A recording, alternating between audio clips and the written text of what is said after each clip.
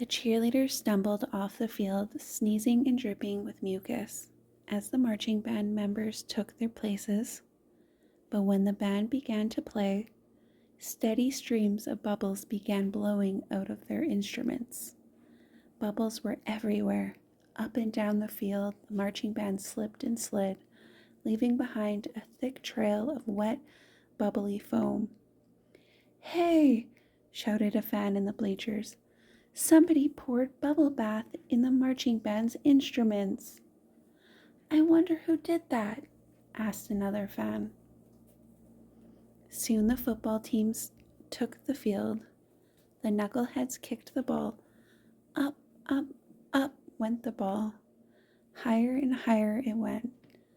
The ball sailed into the clouds and kept right on going until nobody could see it anymore. "Hey!" shouted a fan in the bleachers. "Somebody filled the game ball with helium." "I wonder who did that?" asked another fan. But the missing ball didn't make any difference because at that point, the knuckleheads were rolling around the field, scratching and itching like crazy. "Hey!" shouted the coach. "Somebody replaced our deep heating muscle rub lotion with Mr. Prankster's extra scratchy itching cream." "We wonder who did that," shouted the fans in the bleachers. The whole afternoon went on much the same way, with people shouting things from, "Hey, somebody put sea monkeys in the lemonade," to, "Hey, somebody glued all the bathroom doors shut." Before long, most of the fans in the bleachers had gotten up and left. The big game had been forfeited, and everyone in the entire school was miserable. Jerome Horwitz Elementary. Boy, our feet smell bad. Everyone, that is, except for two giggling boys crouching in the shadows beneath the bleachers. "Those were our best pranks yet," laughed Harold. "Yup," chuckled George. "They'll be hard to top, that's for sure." "I hope we don't get busted for this," said Harold. "Don't worry," said George. "We covered our tracks really well. There's no way we'll get busted." Chapter 6. Busted. The next day at school, an announcement came over the loudspeakers. "George Beard and Harold Hutchins, please report to Principal Krupp's office at once." "Uh-oh," said Harold. "I don't like the sound of that." "Don't worry," said George. "They can't prove anything." George and Harold entered Principal Krupp's office and sat down on the chairs in front of his desk. The two boys had been in this office together countless times before, but this time was different. Mr. Krupp was smiling. As long as George and Harold had known Mr. Krupp, they had never, ever, ever seen him smile. Mr. Krupp knew something. "I didn't see you boys at the big game yesterday," said Mr. Krupp. No," said George. "We weren't feeling well." "Yeah," Harold stammered nervously. "We went home." "Ah, that's too bad," said Principal Krupp. "You boys missed a good game." George and Harold quickly glanced at each other, gulped, and tried hard not to look guilty. "Lucky for you, I have a videotape of the whole thing," Mr. Krupp said. He turned on the television in the corner and pressed the play button on the VCR. A black and white image appeared on the TV screen.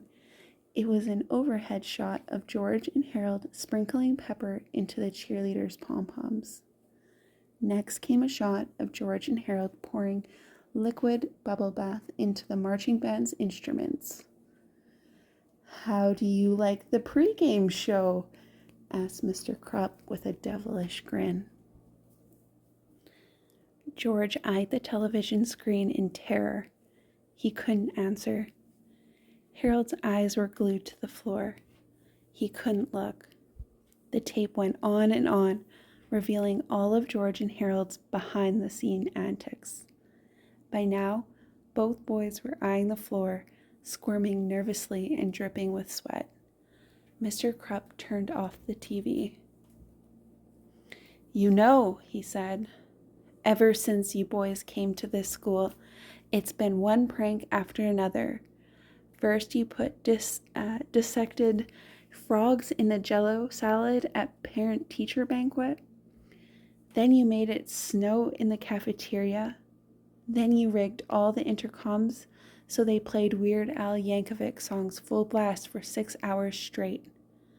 For 4 long years, you two have been running amok in this school, and I've never been able to prove anything until now."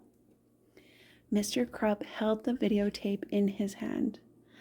"I took the liberty of installing tiny video surveillance cameras all around the school. I knew I'd catch you two in the act one day. I just didn't know it would be so easy." Chapter 7. A Little Blackmail. Mr. Krupp sat back in his chair and chuckled to himself for a long, long time. Finally, George got up the courage to speak. "What are you going to do with that tape?" he said. "I thought you'd never ask," laughed Mr. Principal Krupp. "I've thought long and hard about what to do with this tape," Mr. Krupp said.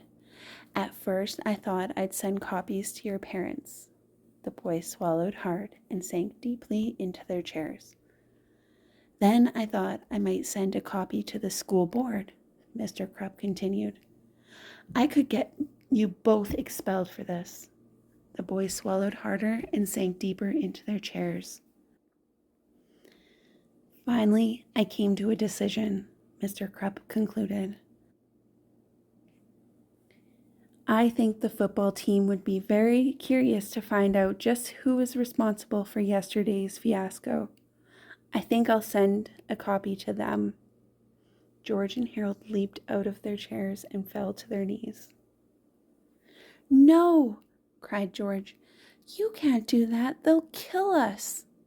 "Yeah," begged Harold.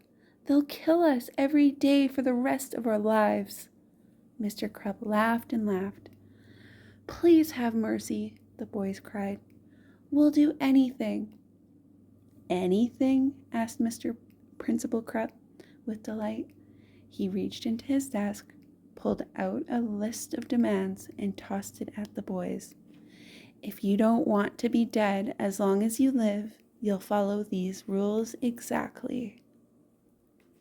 George and Harold carefully looked over the list. This is blackmail," said George. "Call it what you like," Principal Krupp snapped. "But if you two don't follow that list exactly, then this tape becomes the property of the Horwitz knuckleheads. Rules: no more practical jokes or pranks.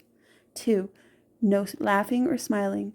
3, Number 4, no more Captain Underpants. 5, wash my car every. Number 6, mow my.